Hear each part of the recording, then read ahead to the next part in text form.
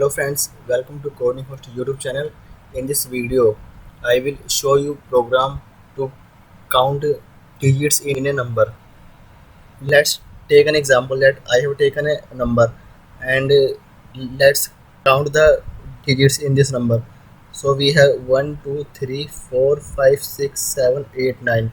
9 digits in this number, and in this number we have 1, 2, 3, 4, 5, 6, 7, 8. 8 digits in this number. So let's see how we can write a program.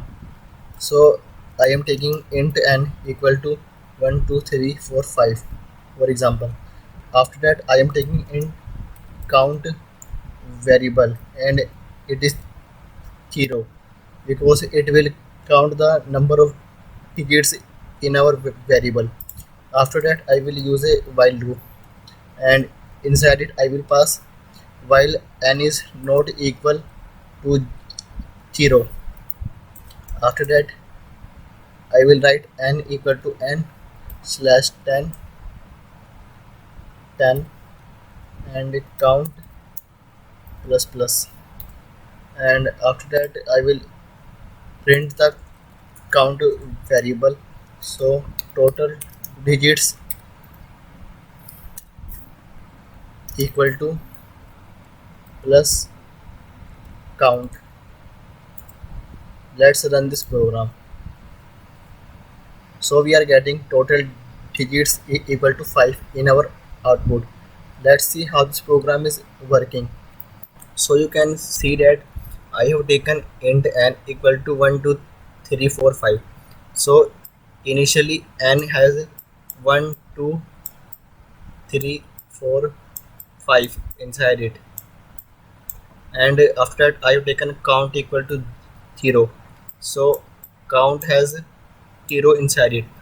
After that I have taken while loop while n is not equal to 0, and inside it I have written n equal to n slash 10. So slash means divide. So we will divide our input number by 10 and store it back in the n. So let's see. We have 1, 2, 3, 4 and 5, and let's divide it by 10. So 10 into 1 is 10. After that we will get 2, and we have to take down 3. So 10 into 2 equal to 20. So now we get 3 here, and we have to take down 4. So 4. 10 into 3 equal to 30.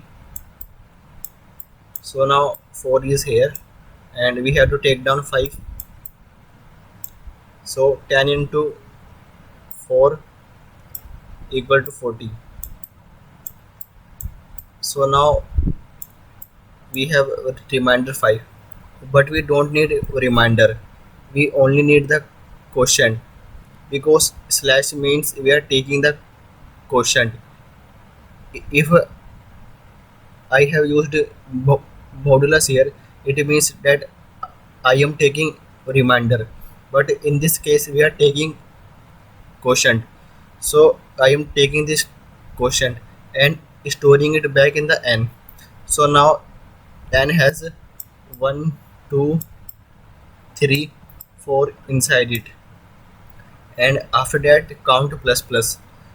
So now count will become 1. After that this loop will run again. N is not equal to 0, yes, because we have 1, 2, 3, 4 in n, and it is not equal to 0. So now this loop will run again. So now we have 1, 2, 3, 4 in n, and we will again divide it by 10. So 10 here, 10 into 1 is 10, and 2 here, and 3 down here, and after that 10 into 2 is 20.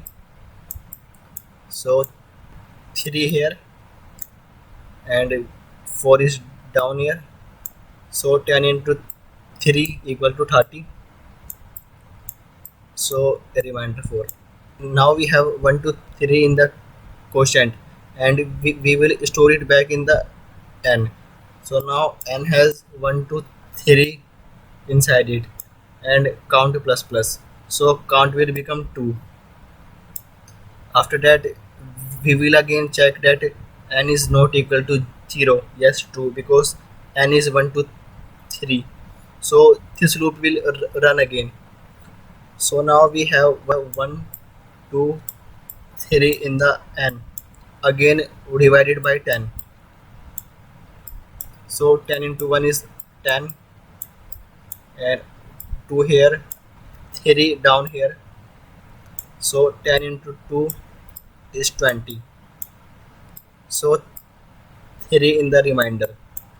So now we have 1 2 in our quotient, and we will again store it back in the n.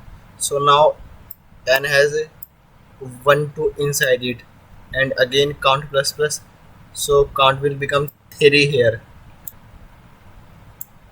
After that, it will again check that n is not equal to 0.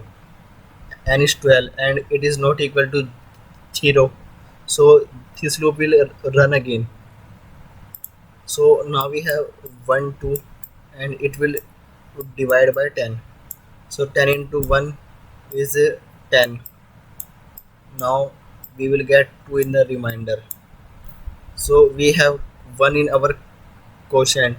So now this quotient will again stored in the n. So now n has 1 inside it. So 1, and count will increment, so it will become 4. So after it will check that n not equal to 0. Our condition is true because n is 1. So again it will divide the n by 10. So we have 1 inside it and 10. So 10 into 0 is 0, and then we will get 1 in the remainder. So now we get 0 in our quotient, and it will stored back in the n. So now n has become 0, and after that count plus plus, so count will become 5. After that, it will again check that n is not equal to 0. So now our condition is false because n is equal to 0.